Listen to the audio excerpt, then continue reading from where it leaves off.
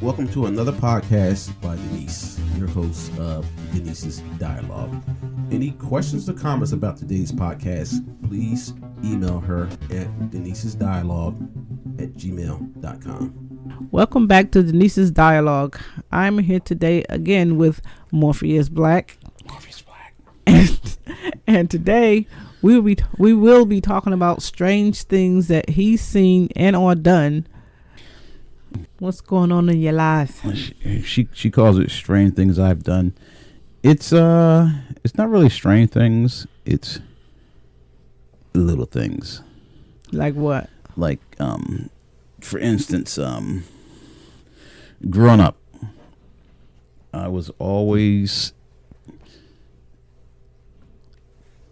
I actually was going to take a test one time to become a police officer. Oh, really? Mm-hmm. So what happened? Went down to take the test. It was too many motherfuckers in there, so I walked away. Yeah, you do have a thing about being in lines. I don't like lines. I don't like crowds, and I don't believe in the hurry up and wait concept. So that's why I don't believe in that. So you didn't become a police officer because you didn't want to stand in line. I didn't want to stand in line and wait. No.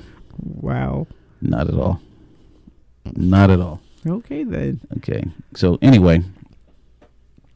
But I was always interested in the law enforcement side. Not the law enforcement is bringing the bad guy to justice. Remember you did security for a few minutes. That was just to make some extra money back then. Yeah, but you had your little uniform. And I wore body armor. Yeah. Yeah, I wore body armor, but that was just to make some extra money back then. But the one thing I did do was I actually got certified to be a bail enforcement officer. Oh yeah, I remember that. And what bail enforcement is you're a bad guy. Well, you don't even really got to be a bad guy. You could just got in some trouble. Let's say your bail is $10,000. You don't have $10,000. Your family don't have $10,000. So what they can do is they can go find a bondsman who has the backing of some funding or a bank, and the bondsman will say, "Okay, I'll put up a bond for the $10,000." And they're not actually putting up their cash. They're giving a bond. They sign off saying we have $10,000, and these people are saying, "Okay, your bond is back now." But in exchange, you have to forfeit something to them to back that bond. So that's when they usually be like putting their houses up and their cars up for that bond.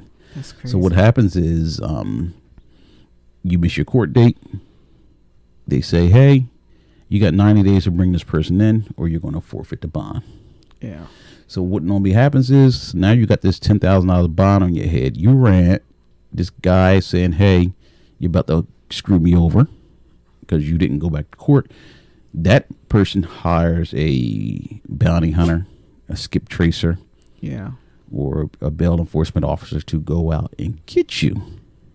Now, in exchange for that, they can take anywhere from 2 to 10% of your bail. That's what they charge. Oh, really? So what happens is, I'm quite sure you would rather give up 10% than lose your whole $10,000. True. Because what happens is once that bondsman has to pay that $10,000, now he's coming to get the collateral. Whatever it is, whether it's your mother's house, your car, your boat, whatever it is that was deemed equal to $10,000, he's coming to get that. Wow. So, anyway, I got certified to do that myself. Got certified to do it, and a buddy I'm gonna call T.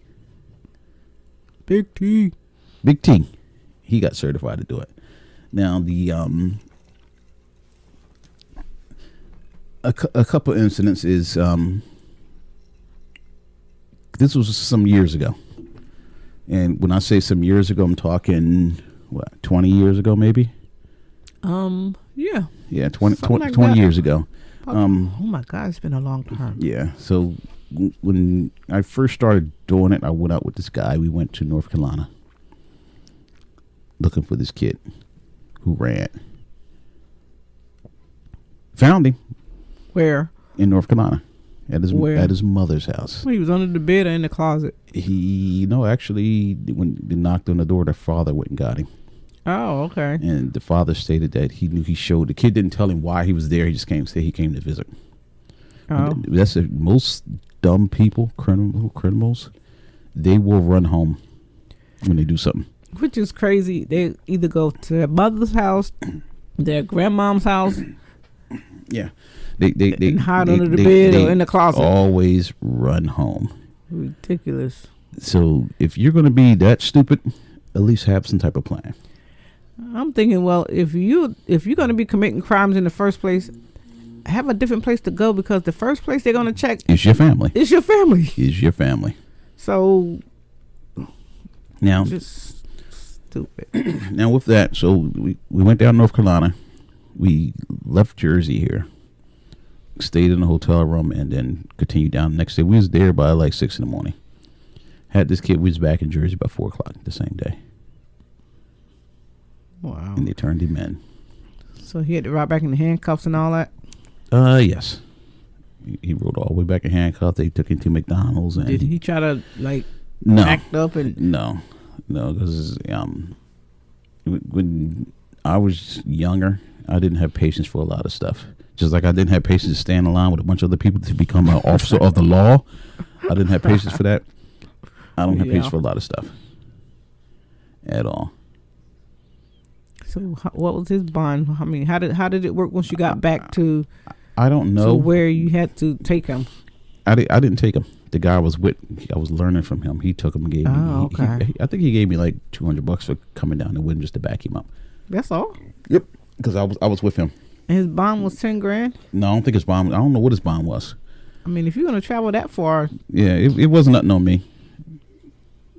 They provided food for me and the hotel room, but it was nothing on me. But like I said, it was something I was learning. Oh, okay. I was learning. So now the next incident with that was a guy reached out to me who was based out of Delaware, wanted some help finding some guy. He faxed me a whole file, and we actually went down to Delaware to look for this kid. And what I found out when we got to Delaware was that actually, who was with me? Craig, he's a SWAT officer now. He was with me. Another guy, he is a detective.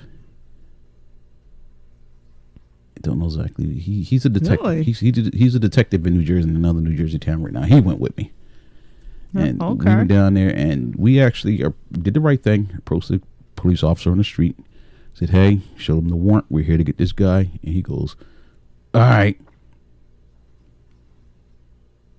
That's it. That was it. Now, I'm waiting for the rest of it. now most cops would have been like, "Okay, you got a warrant for this person. Let me call this in or something." All right. Well, he like, I guess as long as he don't have to put his hands in it. Yeah, and we talked to a couple people, and the only reason we didn't get that dude because couldn't get confirmation that he was in the house. Even though the guy who asked us to go there, and I know why he asked us to go there because when I met him, he was a skinny dude, Caucasian, and where this guy lived at was a black neighborhood. I mean, majority black neighborhood, and he would have stood out down there. Yeah. And so he asked us to go, but my thing was, he said, he guaranteed me the guy was in that house, but we didn't go in because my thing is with bail enforcement at the time, you had to verify they were there, which means you got to see them with your eyes. So that you they were in can't the just house. be running out here kicking in doors and whatnot. Just because somebody told you they're in the house. No, you got to physically see them. Oh, okay. So we had that one, and we didn't get that guy. We came back home empty-handed, but we didn't get him. But again, was he in the neighborhood at least, or I have no idea you because just didn't know because you couldn't get in the house? I have no idea. I have none at all. Yeah, he probably saw y'all coming and jumped out the window and went the other way. So then we had another guy. There was at that time, who was with me with that one? I think Big T was with me again because he was certified too. Is that the one in out west? Yes. He was I remember that one. No. This is another guy. We didn't find him. Oh, okay. He killed somebody on Academy Street. Oh, okay. So no, I wasn't at that one then. This kid, we were looking for him, and his mother lived in the projects. So we were outside, and the thing is, we fit in all these places. So we were outside listening, and again, his mother lived there. But if I didn't physically see you go in, nothing's worth it, because I'm not going to disturb anybody's mother for something that's not my part, not my full-time job. Mm-hmm. So that's another one we look for. I forget that kid's name, but I know he shot somebody. And Wait, didn't you guys had to go find somebody on Murray Street? Yes, that's a different story. That's a different one. That's a different one. Okay. So now, and the thing is with that stuff, you gotta have reliable contact information when you do it. Yeah. So now the next one we went to was me and Big T again. This dude skipped bail, so we're looking for him because we knew he was a I like to call people posers when they want people to know what they got. So Yeah. so this dude we looking high and low for him. So as we're looking for him, people that know whom we're talking to, they start saying things like, and at this point, it was me, Big T, and another buddy who's a police officer, right, in Jersey. Mm-hmm. So we're looking for this kid now. And one thing I didn't believe in while doing that was carrying a weapon. I'm not going to call it a sidearm. It's a physical weapon. People say, oh, well, you had a gun, it's a weapon. No, it's not a sidearm. Cops call them sidearms. I call them weapons for you to protect yourself. So anyway. So what's the difference? Word, like people say clip, some people say magazine when it comes to guns. Okay. Yeah, so anyway, we're looking for this kid. And we go to a club that he's known to frequent. Go in there, and the guy in it tells us, nah, he was here earlier. But man, you better watch out. He's known to be a shooter in the street. Mm. So now you're getting stories of people who know him. Now, the bondsman who sent us didn't know none of that. Yeah, he was known to be a shooter. Didn't know none of it. Wait.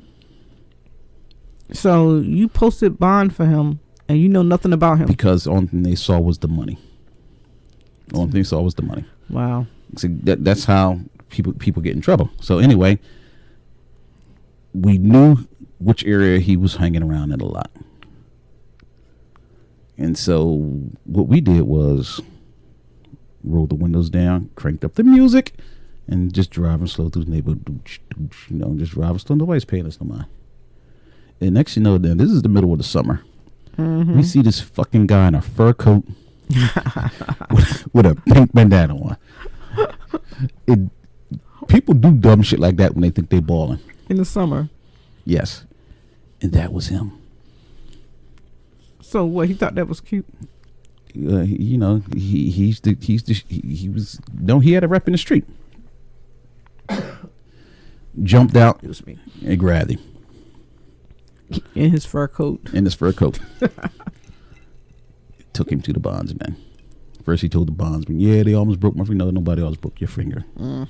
Everybody was trained to do what they need to do. You didn't get shot. You didn't get beat up or nothing.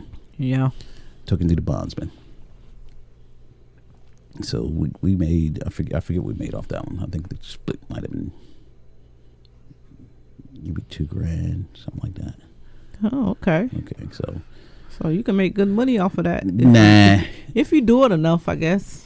It's you can be like Dog, the bounty hunter. It's not worth it. Dog is a poser. There you go. I didn't even say it. But him and his hair. Yeah. So you know. So now we took him back to the bondsman, and the bondsman asked. He said, "Y'all pulled a gun on y'all?" I said, yeah, I had a law enforcement officer with me. Yeah. And he goes, "Oh, okay." But I was the one who had the gun. Of course. Because I knew the area we was in.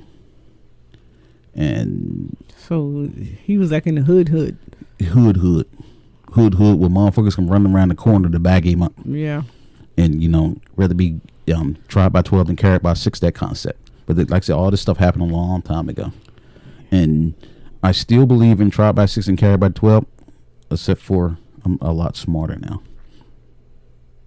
Okay, so if you had to do it today, if that same type of job. If I had to do that same type of job today, the way I would make it was because this state still doesn't let you carry. Yeah. Yeah, Pennsylvania, Act 235 and all that stuff over there.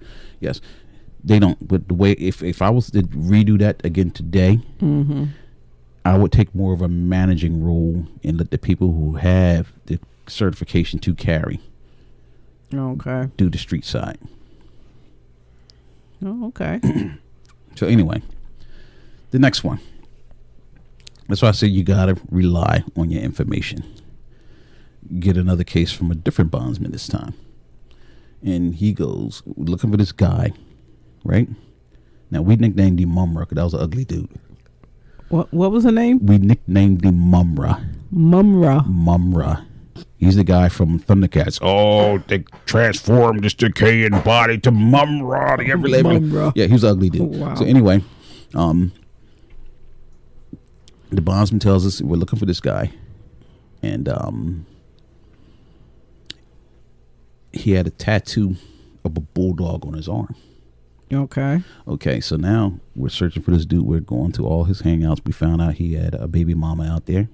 Of course. We go to the baby mama's house. We are elevator walking. He comes outside. Now, this guy we stopped fit the description.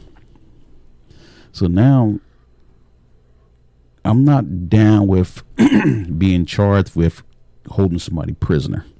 So even cops can be charged with holding somebody prisoner. They lock somebody up without probable cause. Okay, if you get a good lawyer, you held this person prisoner because you didn't have no reason to detain him. So we talking to him, looking him over. He had a tattoo on his arm, right? But the tattoo didn't match what the bondsman had down. Oh, so the wrong guy. So we let him go. A couple of days later, talking to the bondsman. Oh yeah, his tattoo says Chiquita, like the banana. What? Yes, Chiquita banana. Yeah. The tattoo says Chiquita. His girlfriend was named Chiquita. So we had the girl. Apparently we had the right guy because he did have the tattoo say Chiquita. Like, we ain't gonna find him no more. So we go down and we talk to the girlfriend.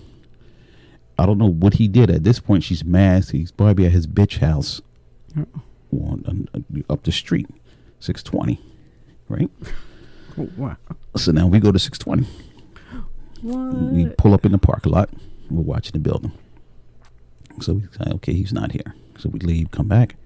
He's coming out of the building now. So we grab him. Looked at the tattoo again. Posy ID'd him. Took him in. Chiquita. Yep. With that one we got there, we had the warrant. Oh, okay. So the bond paid us off. And before we walked out of that office, I think that dude was walking down the street.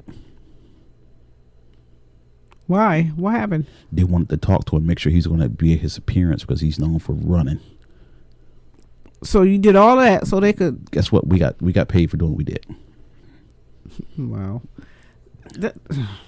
We got paid. Okay, you did all this investigation for them to ask him, is he going to come to his? But this is the thing. Trial, this is the thing with that though. When you sign that contract with the bondsman, you're signing your body over to him. Yeah. Think about it like the military. You sign a contract for the military, you're signing your body over to them. Yeah, I guess. So so if that bondsman decides he wants to forfeit that bond, he can at any time. So they might have took him in. If they did it right, they forfeited the bond and let him reapply right there in the office and let him walk, which they probably didn't because a lot of shady shit be going on with them people. Yeah. So anyway, the next one, we're looking for another guy who jumped. This guy physically jumped. Jump what? Jump bail. He just said, fuck it, I'm not going to court. So now this is another kid we're looking for. Well, my question is, okay, all of these people that's jumping bail and this, that, and other, they don't go anywhere. No, they're literally right here in the neighborhood. They do not go anywhere. So let me tell you how bad it is. This kid who jumped, we had the information on him. So we follow up with the information, start making some phone calls. And the thing is, when I call you, I didn't cherry code it. Oh, you won this and won that. No, I'm such and such looking for this person. Have you seen him? Nobody's seen him. We don't know where his mother lives at, but he has a girlfriend. She's living one part of town. She moved. Just out of curiosity, let's talk to the landlord. Spoke to the landlord. She fucked the house up. She won't answer my subpoena letter. She needs to pay for this, but she's living here now. So he told us our new house. We go over there one day, talk to her. Asked her, has she seen him? No, I haven't seen him. No. But the whole time there's a newborn baby screaming in the background. Of course. There you go. So we said, okay. So we regrouped. I said, okay, she has a newborn baby. Every man wants to see his newborn child. So, okay, so now we go back over there again. We dress so that we fit in the neighborhood. We didn't go in like you see these motherfuckers with badges and body armor and all that stuff on. The body armor we had fit under your clothes. It was thin. If you didn't know we had it, you didn't. Plus the way we dressed baggy. So now back then. Now T is standing by the door. I'm up in the building, sitting there listening to him, and I hear a man's voice. And I say, I don't know whether it's him or not, but I wasn't sure because I never heard the guy talk. So the guy comes out, walks down the stairs. I come down the stairs behind him. Now Big T sitting by the door. And the guy stops and he's looking at Big T. I come out. I said, oh, nice night, huh? Oh man, y'all got me. He was quiet. He took it in. So we took him in, but you know, he knew it was coming. He ain't try to put up a fight and none of that. He said, y'all got me. And then he said, how'd y'all find me? And I explained to him, I said, you got a newborn child. You have a newborn child. Yeah. Wow. Yeah. So you basically walk right into that one. Well, sometimes when people are running, they're tired of running. They just want to get, I don't know. Yeah, a lot of people just turn themselves in because it's like. It's not worth it. Because like I said, I don't remember what these guys did. There's a whole catch. Now, this is where I say that some bondsmen will use you. And they don't care how they use you. And the way they look at it, if something happens to you, that's one thing I do like about police officers. Their leadership cares what happens to them. Yeah. Now, we were living in Florida. I spoke to a bondsman one day while I was working. And he was like, yeah, I got something that'll make you $10,000 real easy. He's like, you in Florida, this is you can carry, you do what you need to do. Right? Okay. Yeah. So he said, let me show you some stuff. Cause he said they first thing he said, they had problems keeping bail enforcement agents. That's what the word he used, bail enforcement. Nobody that does that for a business would ever use the term bounty hunter. That's some old West shit. Right? Yeah. But so he said, I'm looking for skip traces right now. He said, so you come in here, and I gave him some credentials. So he goes, I got a file here you can get your feet wet on. So you make $10,000 on it. Right? Yeah. The dude, this tells me he didn't care. He said the guy's hiding out in, I think he called it Little Haiti. Okay. And that's going to lead up to another story I'm going to tell you about. So this guy's in Little Haiti now. So I looked at the file. Now, I gave it back to him. Now, this is a guy, I met him at his house while working down there. Oh, really? Mm-hmm. Yeah. This guy's in Little Haiti. He shot at 3 cops. That's why he was out on bail. He shot at 3 cops with a Uzi. While he was on bail? No, that's why he was locked up, because he unloaded on cops. Wait, so how did he get out on bail if he's shooting at cops? Because you due process. Because I figure if you shooting at cops, your bail is going to be like look at it like this: a lot of money. Let's say he shot at cops. Yeah. They say going to set bail at $1 million, right? Now, how much at $1 million? What's 10% of $1 million? Like 100,000. So now 10% of that is $100,000 you need to get out. Yeah. The bondsman will take 10% of that 100,000 to get you out. So if he's on the street, him and his boys can raise 10 grand up like nothing. Now, that's the thing why I say they don't care. But this dude, if I didn't read that file, they didn't give a fuck. And I'm looking at it and I was telling him, but he never mentioned, hey, you're going to go in part of a team or nothing. Right. He just want to send you out there to pick the dude up. Yeah. And hope you don't get shot. There you go. Wow. So now, can you picture me in an unknown state? No. Looking for somebody? No. Yeah. Anyway. I didn't realize he did that many. Oh yeah. But that bondsman in Florida, he didn't really care. Yeah, he really didn't care. And but like I said, he showed the file. And that's my little security dog. He showed the file, but I thought I would have been part of a team going in for a guy who took pleasure in spraying 9mm shells at police officers. And I found that entirely crazy. And at that point, that's when I decided that it's time for me to cut my ways with it. And basically to I guess you would say to retire out of that field. Because once you realize that somebody don't care for your safety, because if I was running that and this guy was arrested for spraying a Uzi at a bunch of police officers, and he made bail, and then again he skipped, I would have sent more than one person down. So that kind of told me that he probably couldn't get nobody to pick that up. So if the guy is willing to spray police officers, what would he do to you? There you go. I would have been down there in a shootout. He didn't give a damn about you. I would have been down there in a shootout. Now, I was in the state of Florida, so you carry conceal. In this state. And me carrying a 9mm handgun going into a neighborhood where this dude might have been an OG. With a Uzi. And the other part about that is that since the state of New Jersey caps handguns at 10 rounds unless you're law enforcement. So I was down there with a 10-round clip and a gun. So you got to think your battles through. Some things are not worth it. Some things are.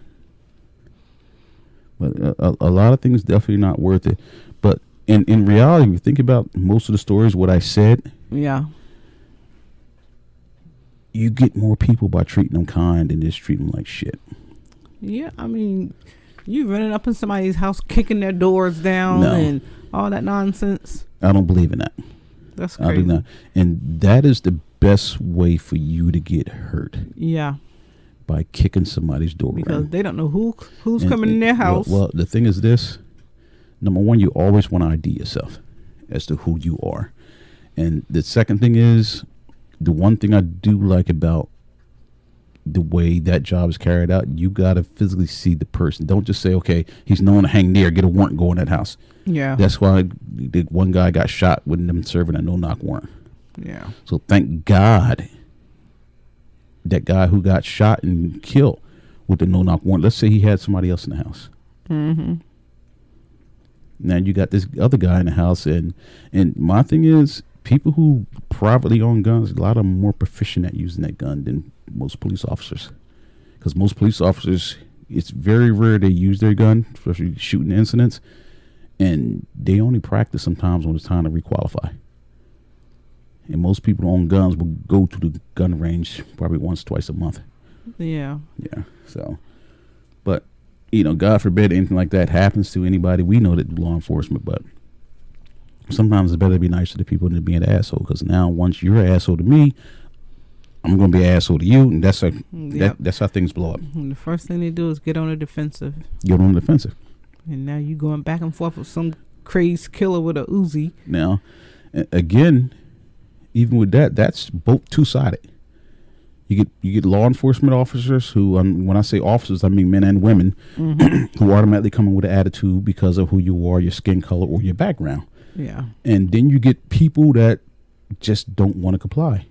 This person's job is to protect the public, and they suspect you might be doing something. You know you're not doing nothing. Just comply.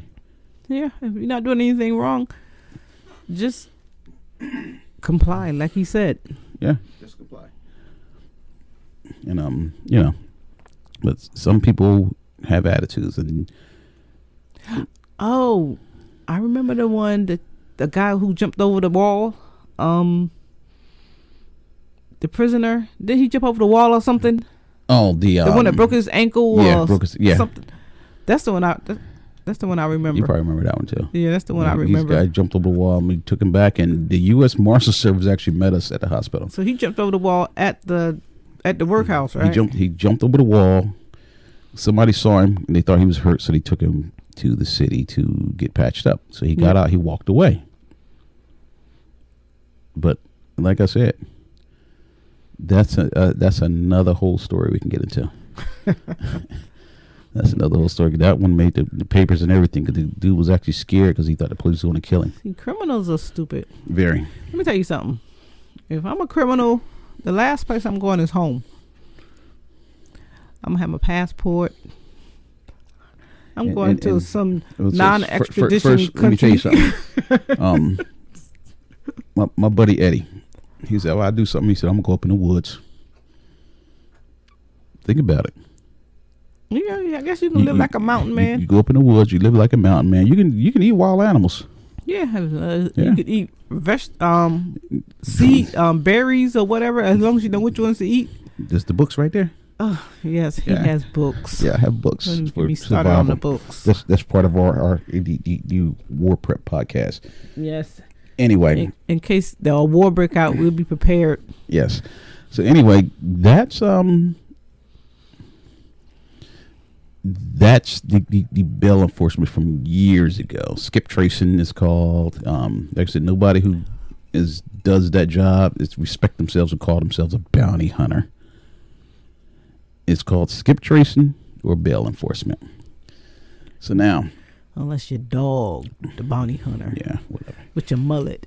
Now let's go back a little further.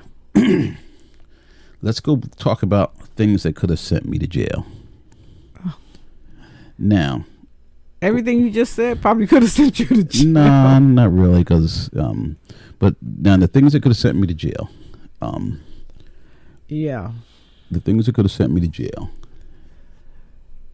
What about when somebody stole the car? The first thing that could have sent me to jail, what could have sent us to jail? Yes. Was not you, me and James. Oh, good. Now, somebody came up to my house and they said, "Hey, they over there beating up your nephew." I get around the corner, it's like 50 people out there fighting. How old were you then? You were like a teenager or something, wasn't you? No. You was an adult at that point? Yes. Jeez. Let's go back to let's talk about why I used to carry. I didn't used to. I was a law-abiding citizen, and I still am. But again, Ice Cube once said in one of his songs, "It's better to be tried by 12 than carried by 6." Now, where I lived at, my mother didn't live far from me. So one day, I'm walking to her house. These guys are shooting at each other across the street from each other. It was a bad place, right? Probably in the middle of the day. I'm ducking down behind the car, and this girl is ducking down behind the car because these guys are just going at it, pow, pow, pow, pow, pow, right? Now, I guess the one guy, he must have ran low on ammo because pow, pow, you're out of ammo, right? And that's it. What that told me was that he had a revolver because it didn't, like, you could hear the slide back. So now the other dude is like walking up the street on that side. This dude came and hid down behind the fucking car with me and a girl.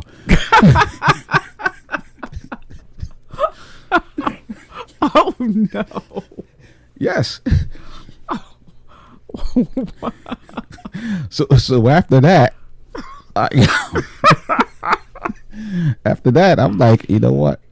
I said, if I'm gonna get killed out here, walk to my mom's house, Right around the corner. One of these clowns going with me. Yes, they're going with me. So what happened? I mean, the other guy still had bullets, right? The other guy still had bullets. A couple cars came down the street, and he kind of like went up. I guess you call it haze. Oh, okay. He just dashed. Yeah, he dashed. I don't know whether he thought it was cops or what, but this was before they had something called the. That's hilarious. Yeah, but so after that, anytime I went around there, I always carried. Well, I understand that. That makes sense. Always carrying, because my thing was just trying to walk around a corner and walk into a gunfight. Yeah, because at that point in my life, I was like, I'd rather for my mother to get a call said we had to lock your son up. He has with a gun, but he was defending himself versus, I'm sorry, man, but your son's around here dead. He got caught up in the crossfire. Caught in the crossfire, or drive by, or whatever. Yeah, and the thing about that is, all these bad people out here, they buy a gun off the street, wherever they get it from, steal it, stick it in their waistband, don't know how it fires. Yeah. That's how you always get these innocent people, most of them children, got caught up in crossfire because you was pointing at somebody and the bullet went that way because you don't know what you have on you. That's because they pointing in a general direction, but they don't know what it does. No, they don't. And that's the problem. That is the problem. So many little babies out here dead. So now the second incident, where so now we're talking about the incident where I could have went to jail. It's like I said, it was me and James. Get up there, somebody says, "Hey, it's always you and James." No, it's not always me and James. So somebody says, "Hey, they're beating up your nephew." So I go out there. James is with me, and that's when I found out he was a true friend. Right, so we go in the corner and like it's 50 people out there and they fighting. I said, "Yo, James, go get the shotgun." And we hunted back then, so we had shotguns for hunting. Hunted what? We went hunting. Me, James, like rabbits and yes, really, yeah. Me, James, and Craig went hunting. So anyway, okay. James comes back with the shotgun. So he's standing there and people are running out because they see this gun. I asked my nephew, is he okay? And you hear the sirens of the police coming. I said, try and take that back to the house. He took it back to the house. Nothing ever became of it, but that's a point where you could have went to jail. Yeah, I guess it could have went either way at that point. Either way, nobody was shot. And, back then, like if you do something like that right now, you probably had 5-6 people. Everybody got a gun. Yeah, and nobody legally supposed to have one except for the one person who came out with the shotgun. Yeah. So anyway, the next story. Big T again. He calls me up one day. He's going off. I said, "Yo, you all right?" He says, "Yo, this guy beat my daughter."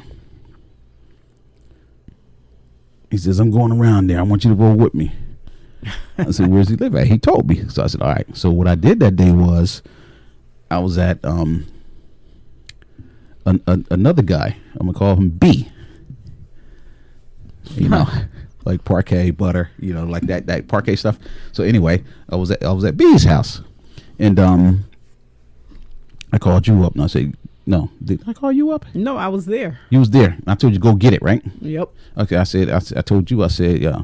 I said, "Listen, T coming for me. He got some problems, and they're in this neighborhood. I need you to go get it." So you went and got it. You came back with my 45, I believe. Yep. So you came back with it, and Big T pulls up, tell me what's going on. I said, "You know what, dude? You ain't gotta explain." And he's like, "I'm gonna do this, dude, because this dude think I'm playing." I said, "This is what we're gonna do. We ain't out there to kill nobody. So gonna take them pellets, gonna shoot him on the ground about 10 feet in front of him, then him bounce off the ground and spray his ass." I said, "You're not killing nobody, but he'll learn a lesson." Yeah. So we start driving. He's pissed. We're driving. It was just y'all two? No, it was me, Big T, and B came with us. So now, we back in the seat. I said, what's that? And kept hearing some mumbling. So we get up there and B's in the backseat. Oh God, please, go God. Oh God, please don't let nobody happen. I don't want to go to jail. Please, God. Please. Did he have something on him? Or No, he just, he just came for the moral support because he was a friend. Oh, okay. But he was, oh God, he was praying hard. He was praying. He was praying hard. Oh God, please. So we get out there, pull up in a side alley, and Big T goes in the back. He starts loading up his 12 gauge pump. And this guy walks and sees him like, oh, I don't want none of that. He took off running. So I said, Big T, don't go out in the street. Keep it to the side. So we go to the house. The guy's brother is outside. He's like, nah, he's not here. Blah, blah, blah, blah, blah. So, all right. So Big T turns around. He holds up the gun. Starts walking with it. I mean, starts walking back to the truck. So the guy calls him. Yeah, I was in the house. He's like, so you risked your brother's life out there. And I don't know what happened with that, but I think that guy kind of got the gist that, you'll be the next motherfucker that disappear. Nobody's playing with you. Nobody have time for you to be putting your hands on their kids. Are you crazy? Yeah, you'll be the next motherfucker that disappear. So now, he's in there praying. Praying empty-handed. Praying. Oh man, that's hilarious. Well, he was praying, but at least he was there. He was there. He was there. He came for the moral support, but he was praying, and he wasn't about that life. Nobody's about that life. There's a lot of people that's about that life now. Nobody's about that life till something happened. Yeah, he's a lot of people. But now let me tell you, of all those incidents that we spoke about, yeah. If that same one was to happen again, I would do that the same way. Yeah. Yeah, I would do that the same way. Yeah, well, I guess with the friends that you have, you know that if anything happens, they will have your back. Definitely. Yeah. Even if they are morons, they will have your back. So anyway, that is the early life stories I have.